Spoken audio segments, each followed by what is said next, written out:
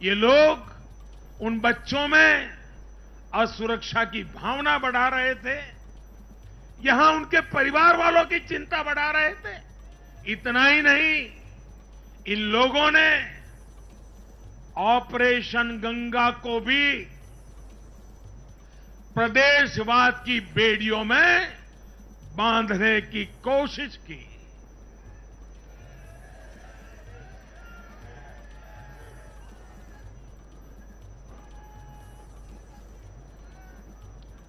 हर योजना को, हर कार्य को क्षेत्रवाद, प्रदेशवाद, जातिवाद, संप्रदायवाद का रंग देने का प्रयास भारत के उज्जवल भविष्य के लिए बहुत बड़ी चिंता का विषय है। साथियों, इन चुनावों में मैंने लगातार विकास की बात की। गरीबों को घर, गरीबों को राशन, वैक्सीन, आधुनिक इंफ्रास्ट्रक्चर, हर विषय पर भाजपा का विजन लोगों के सामने रखा। इसके साथ ही जिस एक बात पर मैंने सबसे ज्यादा चिंता जताई थी, वो थी गौर परिवारवाद। मैंने राज्यों के लोगों को बताया कि कैसे मैं किसी परिवार के खिलाफ नहीं हूं, न ही मेरी किसी की व्यक्तिगत दुश्मनी है।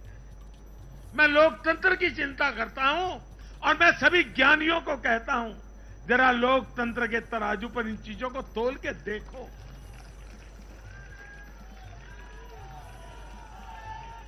और मैंने लोगों को बताया कैसे परिवारवादी राजनीति ने उनके राज्य का कितना नुकसान किया है, राज्य को पीछे ले जा रहा है।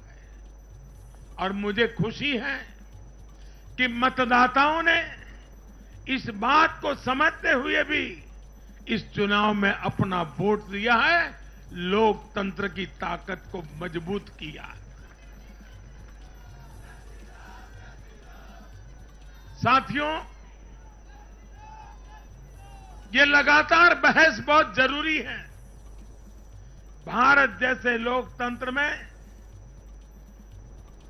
और देश को जिस ऊंचाई पर ले जाना है, उसको ध्यान में रखते हुए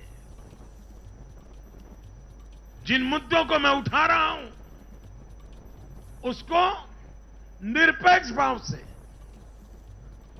बहस होना जरूरी है। भारत में परिवारवादी राजनीति का, ये मेरे शब्द लिख करके रखिए दोस्तों, एक न एक दिन ऐसा आएगा जब भारत में परिवारवादी राजनीति का सूर्यास्त ये देश के नागरिक करके रहेंगे।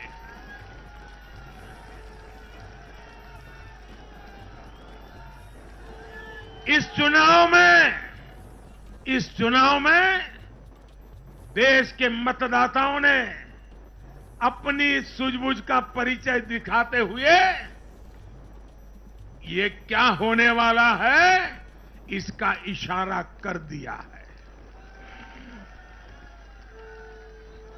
साथियों, आज एक और विषय मैं देश के लोगों के सामने रखना चाहता हूं। ये विषय है भ्रष्टाचार के खिलाफ कार्रवाई को रोकने की साजिश। आप मुझे बताइए साथियों, क्या भ्रष्टाचार के खिलाफ कार्रवाई होनी चाहिए कि नहीं होनी चाहिए? भ्रष्टाचार करने वालों पर कड़ी कार्रवाई होनी चाहिए कि नहीं होनी चाहिए? ये भ्रष्टाचार रूपी दिमाग देश में से नष्ट होनी चाहिए कि नहीं होनी चाहिए? साथियों, हमारे देश में भ्रष्टाचार के खिलाफ लोगों में, भ्रष्टाचारियों के खिलाफ, ऐसे लोगों के प्रति एक भयंकर नफरत का भाव रहता है। देश की गाढ़ी कमाई को लूटकर अपनी तिजोरी भरने की ये प्रवृत्ति कुछ लोगों की पहचान के साथ जुड़ गई है।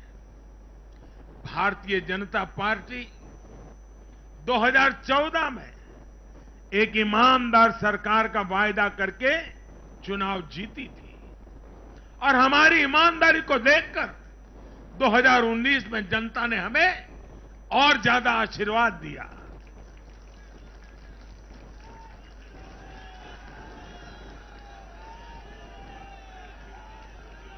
और देश हमसे अपेक्षा करता है कि मोदी जी आपकी सरकार सिर्फ प्रामाणिक रहे इतना इनफ नहीं है।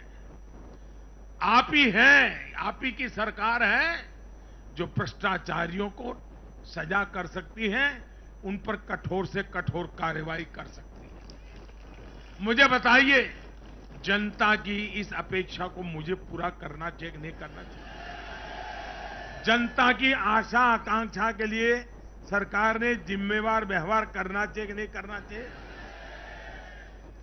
लेकिन आज हम देख रहे हैं जो निष्पक्ष संस्थाएं, जो पूरी तरह इंडिपेंडेंट है, वे अगर भ्रष्टाचार के खिलाफ कार्रवाई करते हैं तो ये लोग और उनका पूरा इकोसिस्टम अब भ्रष्टाचारियों की रक्षा करने के लिए उन संस्थाओं को बदनाम करने के लिए मैदान में आ गए हैं।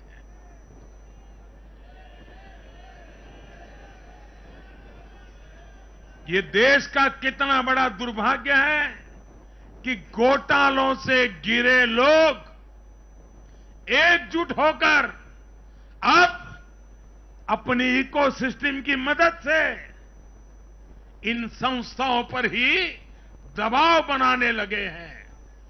जांच एजेंसियों को रोकने के लिए ये लोग अपने इकोसिस्टम के साथ मिलकर नए नए तरीके खोजते हैं। इन लोगों को देश की न्यायपालिका पर भी भरोसा नहीं है।